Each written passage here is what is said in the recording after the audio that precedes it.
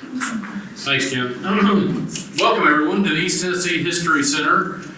I'm the President and CEO of the East Tennessee Historical Society. My name is Warren Doctor. And thank you all for coming out tonight. It's with support from people like you that let us have these programs. If you're not a member of the East Tennessee Historical Society, please join. I'm contractually obligated to say that. Just to let you know about some of the upcoming events before I turn over to our speakers, on May 15th, I don't know if you've noticed, we have a feature exhibition on the history of baseball in Tennessee called Home Runs and Home Teams. And one of the expert researchers that helped us put that exhibition together, because it's all original research, his name is Dean Novelli.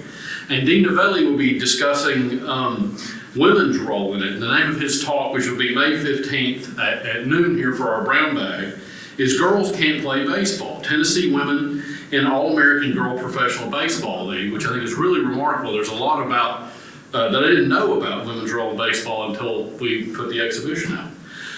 On May 20th, we have another talk in the evening at 6 o'clock. Elaine Weiss will be discussing, or her talk is called Spell Freedom, the Underground Schools That Built the Civil Rights Movement. And I'm sure it features the Highlander Center, if I'm not mistaken. And then we have our own Awards of Excellence on May 31st. We have a genealogy workshop on June 7th. And our upcoming downtown home tour is on June 14th. And we are looking for volunteers if you're interested in architecture or but now I'll turn over to our speakers this evening. I'm very excited because it's not often at the History Center we get children authors.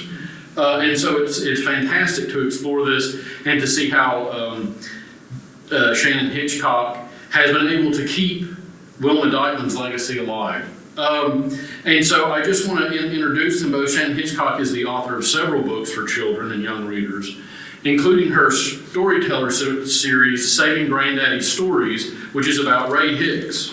She Sang for the Mountains, which is about Jean Ritchie, and the Story of Quilts, and now Words of Water, which is what they're discussing this evening. She lives in western North Carolina, and she can see the mountains every day from there.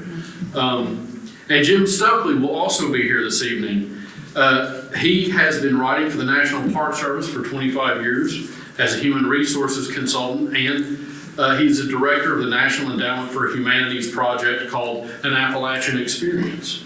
He serves as the president and treasurer of the Wilma Dykeman Legacy and has written numerous edited books. So without further ado, I'm going to turn over to our speakers. If you guys want to come up, thank you so much for joining us this evening.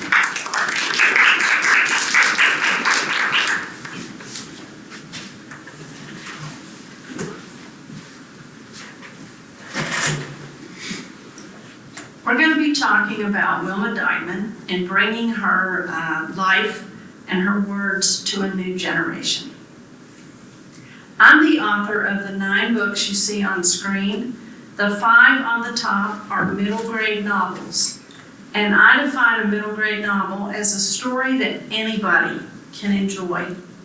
But you can hand it to an upper elementary school student or a middle schooler because there's no sex, no bad language. The 4 books on the bottom are part of my storyteller series, and those books are illustrated, and we're really going to focus on Wilma. So here you have the storyteller series. I need a little sip of water.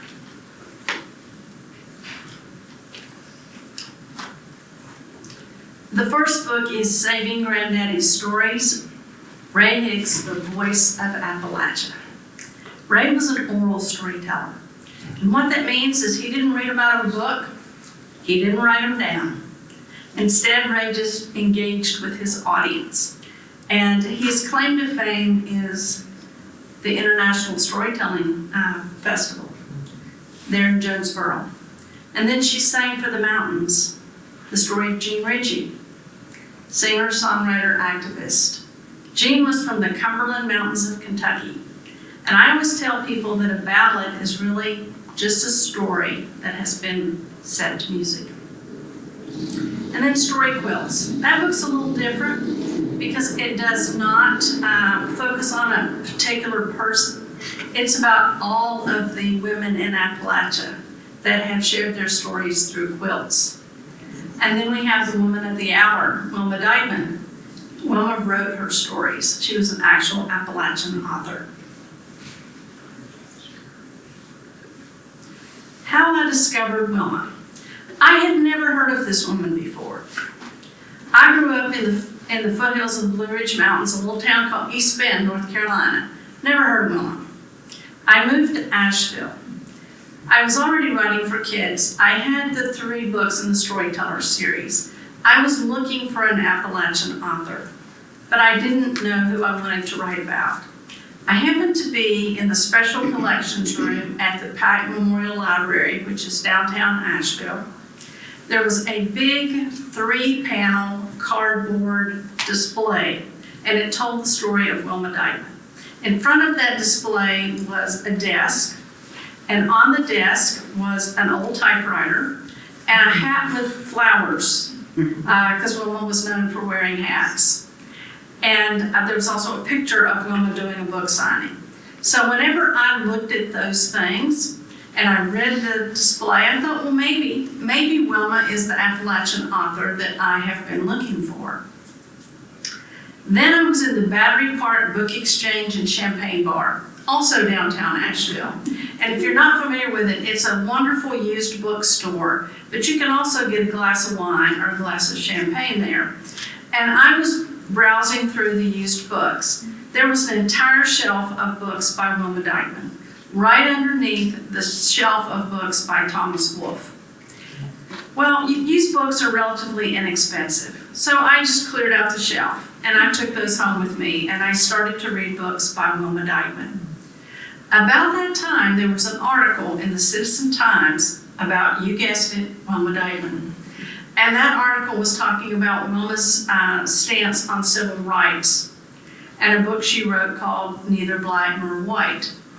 And so about that time, I said, Wilma is auditioning for a part in my series. This woman is everywhere. And then I found out that Wilma had actually wanted to be an actress.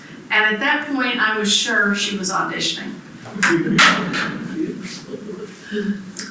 What drew me to Wilma is she really was a woman ahead of her time. It doesn't matter if you're talking about birth control, if you're talking about cleaning up the river, if you're talking about civil rights. Back in the 1950s, before these things were really mainstream conversations, Wilma already had these things on her mind. She was already writing about them. When I talk to school children, I tell them that Wilma was a busy lady. And, she had all these accomplishments, and she had them while raising a family. She wrote a nonfiction book called The French Broad, which to my mind is one of her biggest accomplishments. She wrote a weekly newspaper column for the Knoxville News-Sentinel. She wrote the book Neither Black Nor White about civil rights that won the Sidney Hillman Award. She was a novelist with her books being set in Appalachia. And she taught creative writing and Appalachian literature at the University of Tennessee. She was the first female trustee at Berea College, and keep that in mind, I'm going to say a little bit more about Wilma and Berea later on. And she was the official state historian of Tennessee for 20 years. What made it a pleasure to write about Wilma is primary sources. I didn't have to wonder about anything. I didn't have to make anything up. I didn't even have to exaggerate. Wilma left a treasure trove. In the book, Family of Earth, that book was just in a manuscript form, and then after Wilma died, her son Jim and his brother Dykeman found this manuscript, and it was published by the University of North Carolina Press.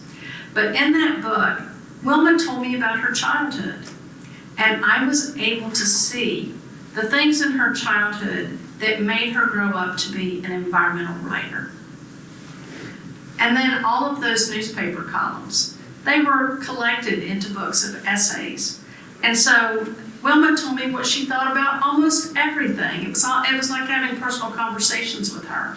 I read about her going to concentration camp in Europe. I read about how she felt about being a mom. I read how she felt about taking care of the river. When I write these books, they have a set format. They are 32 pages long. And I cannot fill those pages up with words because I have to leave room for the illustrator to draw. And so because of that, I'm looking for a theme. I'm looking for something that I can pull from their childhood all the way through their life. And in Wilma's case, when I read the book, The French Broad, I was pretty sure that the theme of her life was water. Because I do school visits, it's really important that my work is factually correct. So when this was in manuscript form, I met with Jim, and I had him read it and let me know if I had made any mistakes. And one thing that he said was, in the author's note, I would like for you to include that Wilma was on the board of directors at Berea College. He said that was very important to her and that she was instrumental in making sure it did not turn into a legacy school, and instead that it stayed true to its mission to help people who were the first generation in their families to go to college. The illustrator for my series is Sophie Page. She illustrated all 4 books. Sophie is a graduate of the Rhode Island School of Design, and she's a multimedia illustrator. And she crafts her images out of paper, clay, fabric, and wire. So I want to show you some of Sophie's artwork. She sent these along since she couldn't be here tonight. For the cover art, she had a black and white photograph of Wilma, and she drew her many, many times until she felt she had it just right for the cover. For the opening spread, Sophie started with a loose sketch. She usually does start with a loose sketch. And then she made the hands and the face out of clay. And then the clothing is out of cut paper. And then she painted the cut paper. And then finally she adds the details like the background of the mountains and the eyes and the cheeks. In this particular one, Sophie started with a sketch, but she actually made a train out of clay. And then you can see what it looks like when she painted and added the art, the background art. This is a picture of Wilma at a book signing. And it's from an actual photograph of Wilma at a book signing. It's actually the one that I saw in Pack Memorial Library. And so you can see what it looked like in loose sketch form, and then Sophie's final artwork.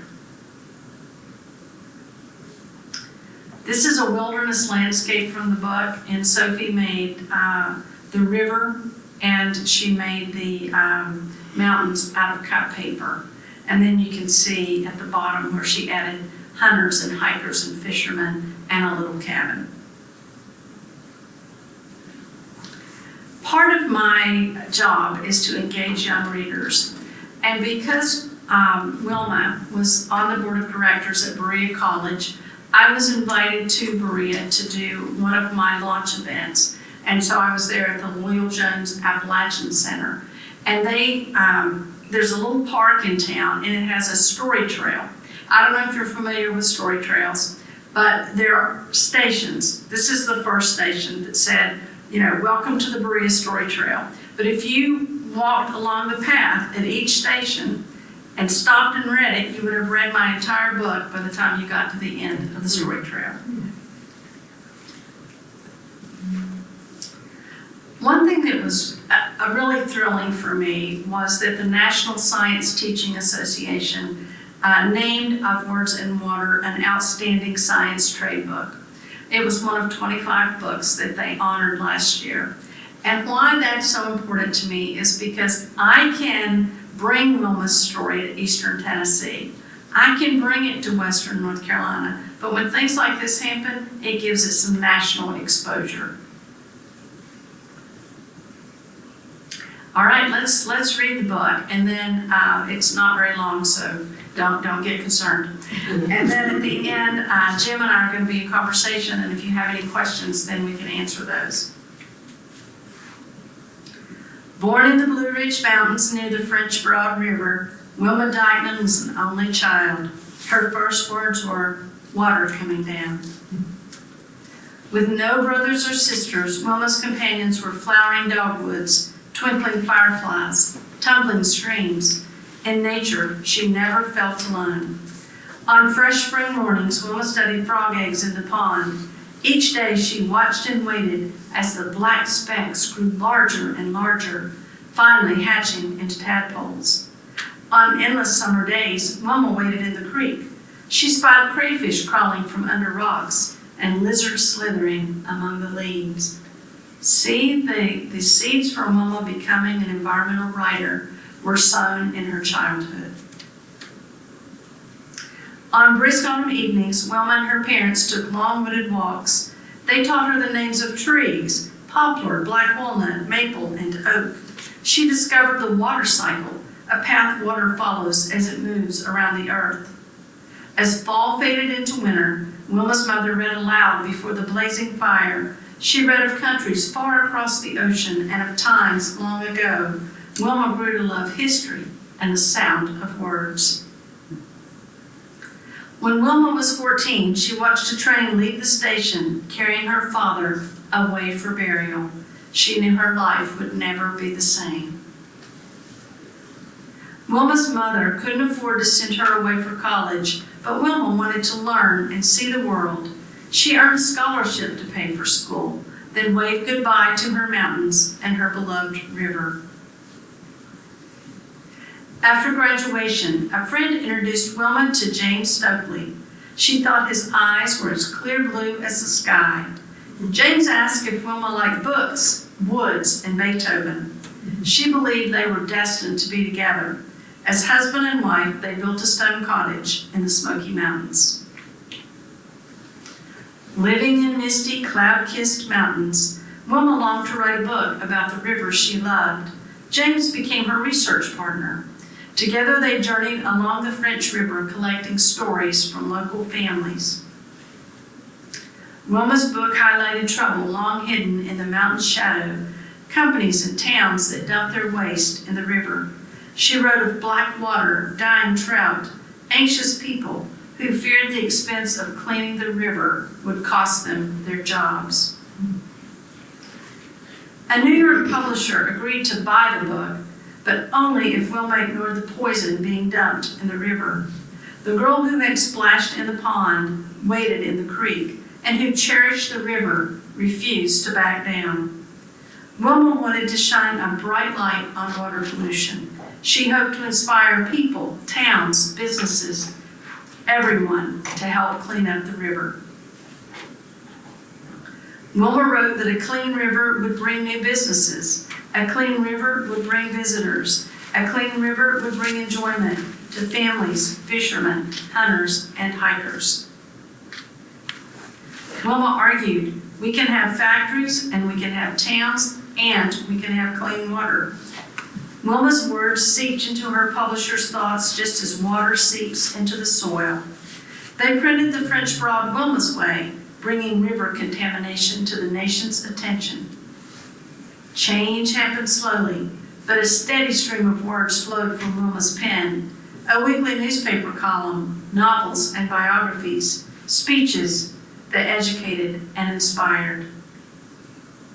Wilma's messages were as constant as rivers rolling toward the sea. Be good to the earth, fair to other people. Use words to fight injustice. Wilma lived a long, full life, and in the starkness of winter said her final goodbyes. Her grave can be found in the Blue Ridge Mountains where she was born, near the river she helped save. To this day, tourists stroll along the Wilma Dykeman Riverway, a path that winds between the French Broad and Swananoa rivers, a path inspired by a woman who wrote, "Water is the irreplaceable gift. It is life. use, cherish, celebrate, preserve, enjoy. The book ends with an author's note, which is really for educators or parents that read the story and want to know a little bit more about Wilma Dykeman. I won't bore you by reading it, but I will tell you that the most important sentence in there is that if you want to know even more, go to wilmadykemanlegacy.org. That is an organization that Jim runs, and he is the perfect person to tell you more about it when we have our question and answers. So now Jim and I are going to be in conversation together.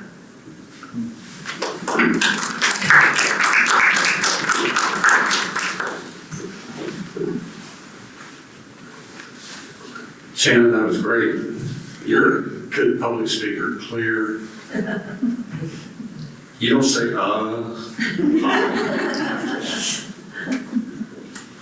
So I've got a half dozen questions, and I'm not going to fire them at her. I'm just going to take my time.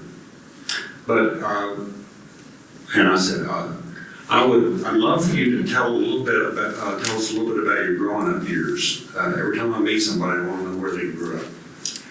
I grew up in East Bend, North Carolina, which is about 30 miles west of Winston-Salem. I grew up on a farm, a 100-acre farm. My grandpa was a tobacco farmer, and we grew up very primitive compared to what kids live like today. I always tell them that, my grandmother had a big vegetable garden, and she canned most of what we ate. And that if we wanted chicken for Sunday dinner, my grandmother wrung its neck. And my grandpa, milked the cows every morning, and grandma strained the milk. I don't think I'd ever had milk out of a carton until I went to school. We always just had gallons of milk. And so I grew up very primitively. I grew up outside. I grew up, manning the tobacco stringer. And then when I got big enough, putting the tobacco on the stringer. I didn't think I grew up all that different until my husband and I moved to New Jersey. We were working for AT&T, and they closed the facility in Winston-Salem, and we had a job transfer, both of us. And I got there and I thought, Dorothy, you're not in Kansas anymore. Well, so the family was close. You had a close family. And it was not just the nuclear family, is that right? My dad was one of 6 sons, and when each boy got married, my grandpa gave him an acre of land to build a house.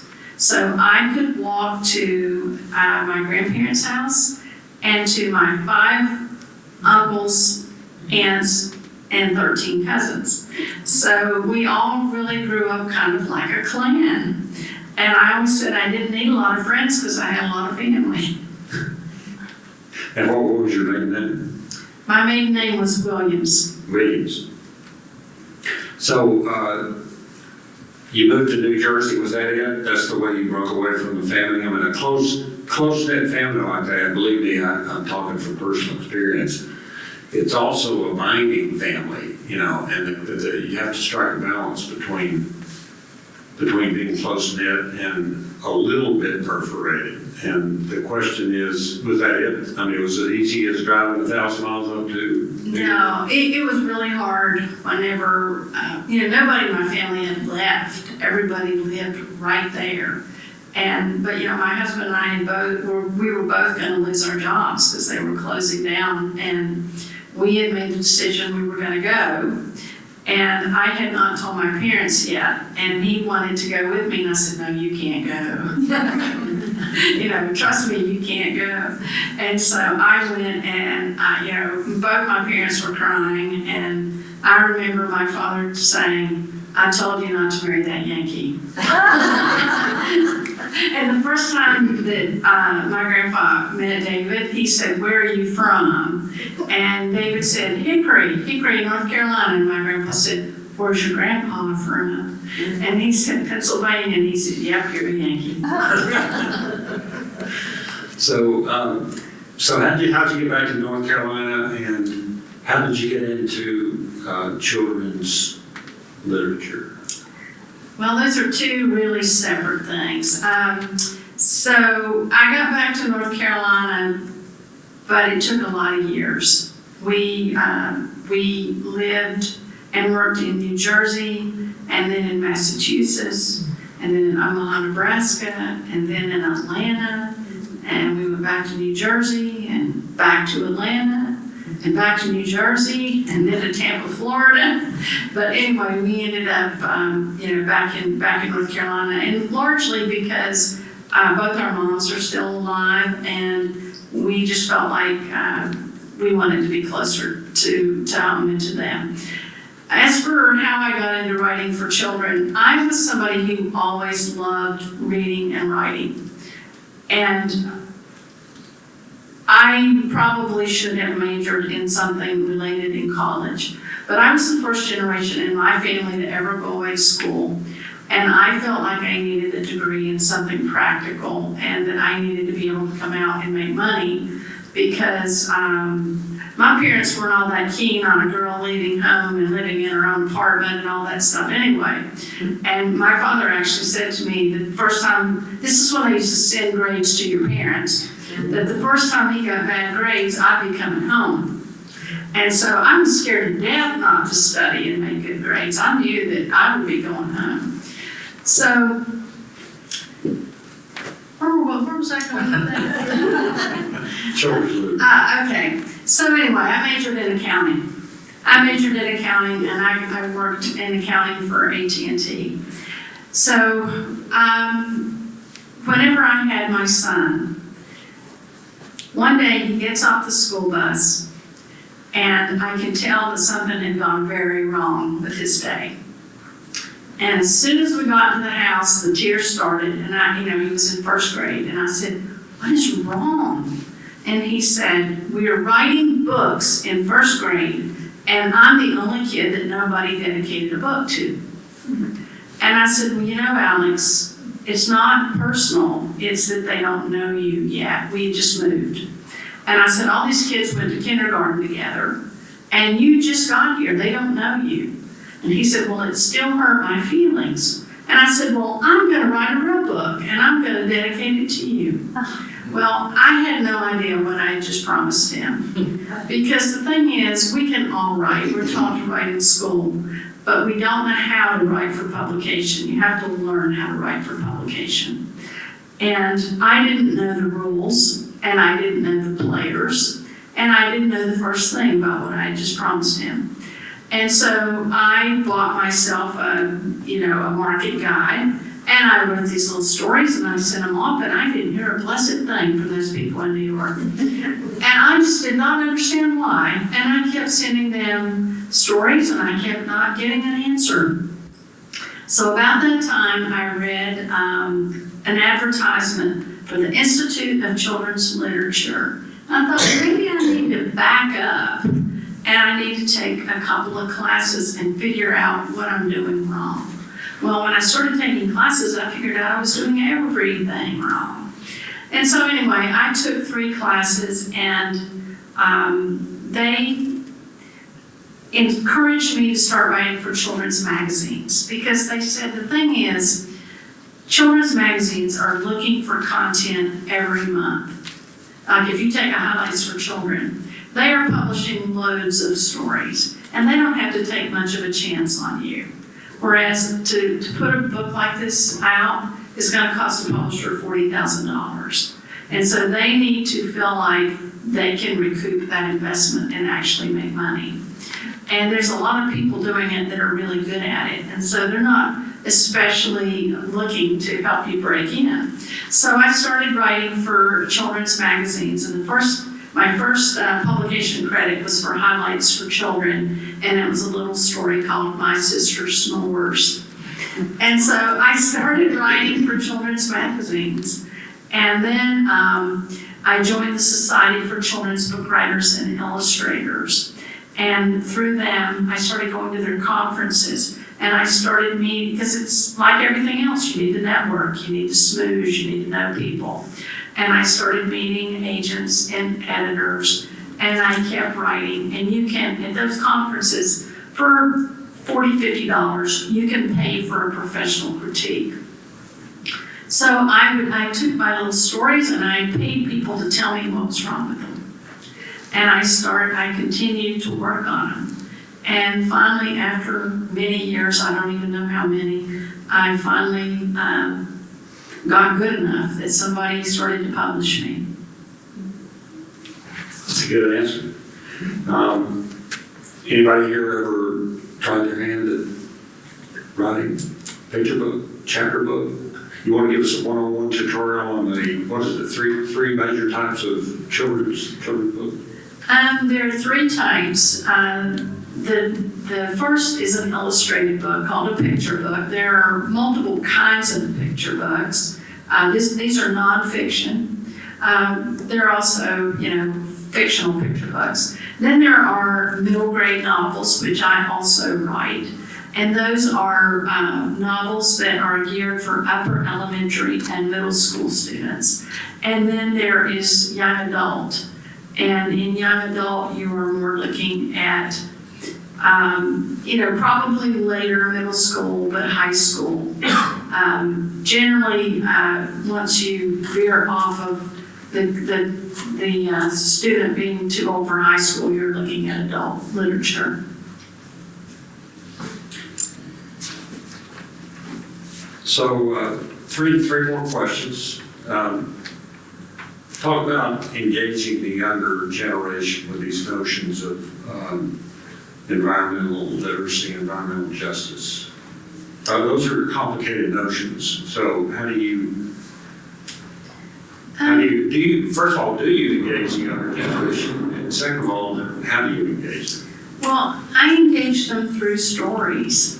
So, when I read to them about Wilma Dykeman, and then we talk about Wilma's childhood, and that she was outside and playing in a creek and watching frog eggs. We talk about nature, and then we talk about, the need to take care of nature. And for my last couple of school visits, we've talked about how we now need to clean the river up again because of the hurricane. Because that impacted all of the kids that I've been talking to recently.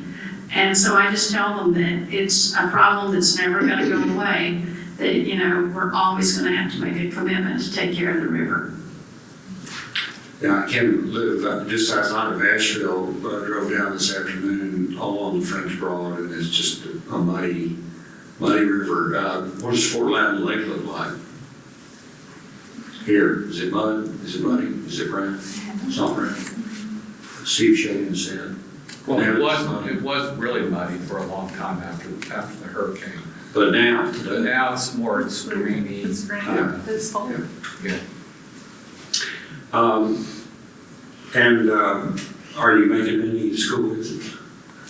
I'm making a fair amount. I had 3 school visits in March, and I had, I think, 2 in April. So I don't want to do them full-time because then that leaves no time to write, but I do try to do several a year. And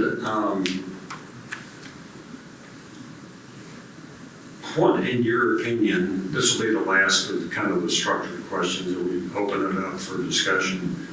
What do we as individuals, as groups, as industries need to do to inspire more people? What's the key to inspiring people to embrace the importance of environmental, just understanding how important the environment is to us? Well, I just think it's stories, and that I've been doing some research into George Massa and Horace Kephart. I don't know if you're familiar with them, but a large reason we have the Great Smoky Mountains National Park was because of people like that Horace's writing and George's pictures, and people who are just committed. And so I just say, whatever it is, we all have a talent of some kind. That whatever talent you've got, if you just use it toward good, use it toward helping take taking care of the environment, that if everybody just does a little something. All right. That's all I got. Shannon, I'm sure you have a lot more. Let's open it up. Anybody got any comments, questions, thoughts? Angry tirades? Yeah, Natalie. So what are you working on right now? A book about George Massa. Yeah, I've been reading about George and Horace, so that's where that comment came from. And it would be an illustrated book, and hopefully, if I think I have some interest from a publisher. I'm pretty sure I do. I'm hopeful that we would get to use some of the actual photographs in addition to the artwork. But a lot of that is not in my control. When you sell your works to a publisher, they hire the illustrator, and the illustrator works with an art director. And so I can leave illustrator notes in the manuscript, but they don't have to follow them. But I leave them because they're my research notes. So I'm trying to save them some time. And, like when I was writing this book about Wilma, I put in the note that her father used a long wooded walking stick, and that the rug that she would have laid on was a Navajo rug. And so if I ran across those kinds of things when I'm doing my research, I make an illustrator note just to save them some time. But I really don't have a whole lot to say about the artwork. So in Western North Carolina, George Massa was the influential photographer. There were other Tennessee side photographers. Thompson comes to mind, and there was a fellow who ran a lodge, Andy somebody, don't remember his last name, but there were people working in from the Tennessee side too. Shannon, Steve. So George Massa was kind of a mysterious character, and Horace too, for that matter. But have you discovered any more about George's biography that people don't already know? Well, I don't know if there was a new biography published in the fall of '24 about George Massa, A Life Reimagined by Paul Bonesteel and Janet McHugh. And that is the most up-to-date information on George Massa. They're getting ready to launch a website, georgemassa.com, I think it is. But, they actually hired a facial recognition expert because in Japan, his name was Shoji Endo. And nobody really knew that until Janet put her excellent research skills to the task. And they had him identified in these old photographs, and they traveled to Japan and looked at where he had gone to school, and old yearbooks and all sorts of tremendous research. I mean, you just about can't give them enough credit for all of the new information that's out there about George Massa. Well, when he married, was he married? Yeah, that was something that was new. George was married when he lived on the West Coast, and there was a scandal, and they were trying to get some money for a Japanese. He was a baseball player out on the West Coast. They were trying to get some money together for the team to go to Japan. And I believe the team made it to Japan, and then there wasn't enough money to get back. And George Massa was, that was not the name he was going by at that point, but he was blamed for the money going missing, and nobody really knows what happened. But anyway, he left the West Coast in disgrace. He was crushed. And all of that is in the new book. So that's kind of like Horace Kephart, who left St. Louis in disgrace, kind of had a nervous breakdown. Yeah. So those two, I don't know how much they knew about each other. They were good friends. I don't know how much they they talked around the campfire. I mean, nobody really knows, right? But they did have that in common, that they both left their prior lives behind and they both left in disgrace.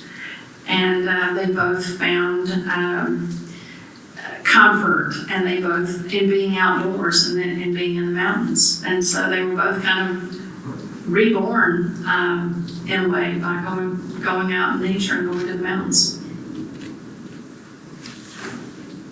Isn't there some kind of effort to find Moss's grave or make it more noticeable? Well, we know where it is. It's in Riverside Cemetery in Asheville. And it's actually on the trail, because you can go to like Thomas Wolfe and all this. Oh. So his grave is there.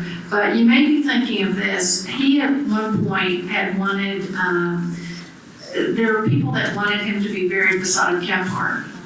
And they never got the money and got it done. So they're not together, but there are people that wanted the two of them together.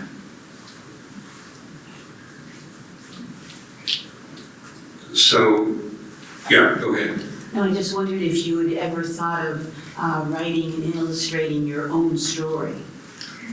I write my own stories, but I have no illustration cred. I am not an illustrator, and I told you that Sophie's a graduate of the Rhode Island School of Design. I mean, that's the kind of people they're looking for to illustrate these books. They are definitely not looking for me. Is each of your books illustrated by a different artist? My novels have different cover art by different illustrators, but all of my Storyteller series is illustrated by Sophie Page. And your storyteller series are picture books. Yeah, those are the picture books, because my novels aren't illustrated, other than the cover art. But these Saving Granddaddy's stories, She Sang for the Mountains, Story Quilts, and Of Words and Water are all four illustrated by Sophie Page. And your best, your most famous book today is Ruby Lee and Me, right? Well, it's the book that has sold. Other than Of Words and Water. Yeah, it's the book that has sold the most copies, Ruby Lee and Me, and that's about civil rights in the 1960s. I was actually, when I started elementary school in first grade, it was the first year that our elementary school became integrated. And so our school's first African-American teacher taught me to read. And so Ruby Lee and Me is about that period. And it's also dedicated to my first grade teacher. It says to Mrs. Pauline Porter, who first taught me to read. Well, I don't think Jim will mind me saying this because he knows I'm shameless in rooting for the home team. But I represent the University of Tennessee Libraries. And the University of Tennessee Press is part of the University Libraries. So if you're ever interested in talking to a publisher about that book that you're working on, that's right up our line. We publish about the Smoky Mountains in the region. We also have experience with illustrators. So. Well, I've got a book about Ella Costner. Ella Costner, good old Cock County. Yeah, I've got a book about Ella Costner I wouldn't mind talking to you about. Let's stay in touch. And she's got a heck of a story. And my parents not only knew Ella, but they knew Ella's brother, who was he wasn't a criminal of the Bonnie and Clyde class of fame, but he was in the pen. And Mother blessed him out one day. So anyhow, she didn't know who he was at the time. But yeah, I've got a manuscript about Ella Costner, poet laureate of the Smokies. So if you'd be interested in taking a I'll look put you at in it. contact with our director. Okay. That would be worth it. I think she was she was a nurse, international nurse. Yeah, she was a nurse also during World War II. she was also a little bit of a bootlegger, wasn't she? Well, I left that out. I think it was the brother, but that she was very happy to not turn him in. I mean, you gotta put the good stuff in there. Good stuff. Anything else? Anybody else? Yeah. I just wanted, oh, excuse me. Go ahead. I was just wanting to comment. You talked about your growing up experience in North Carolina and going north.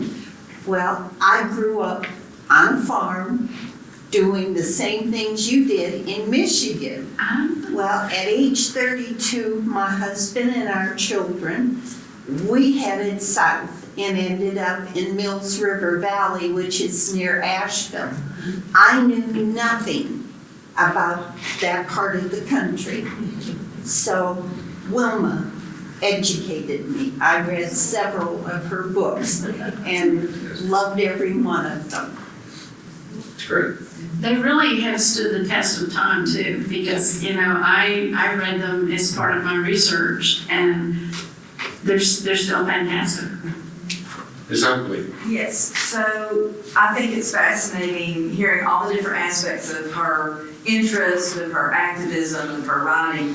Has there been anyone to express an interest in writing a biography of her, looking at those, aspects of her life and the impact and influence that she had?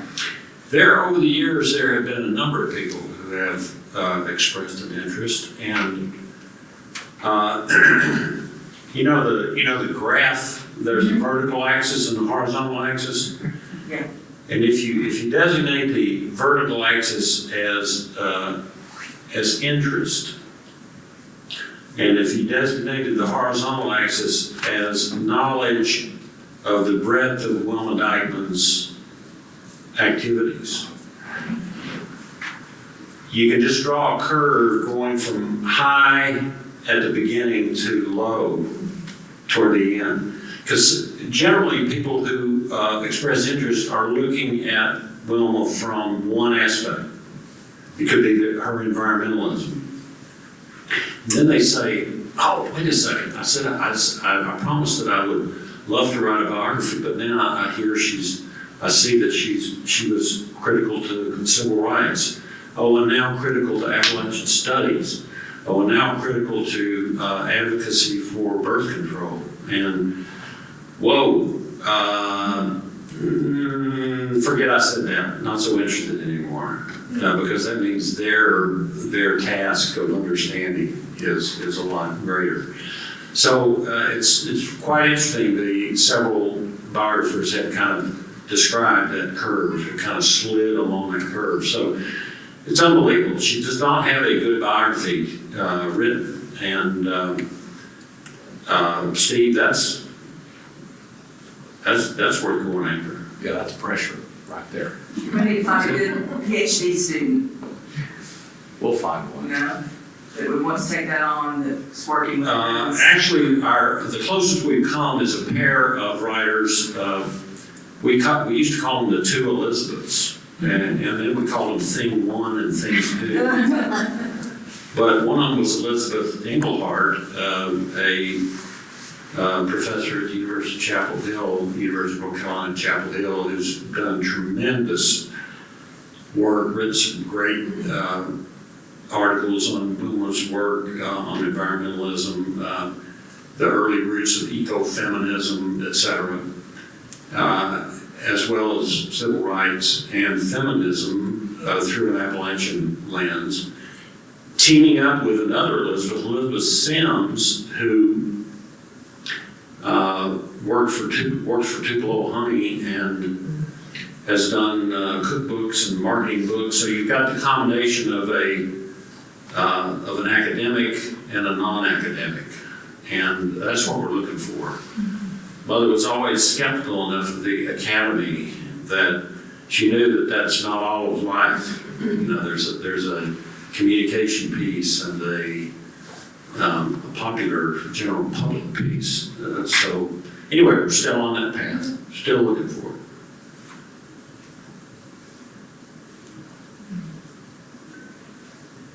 Shannon, thank you so much. Well, thank you all for having me, and if anybody wants a book, I understand they're for sale. That's right, we're still out there.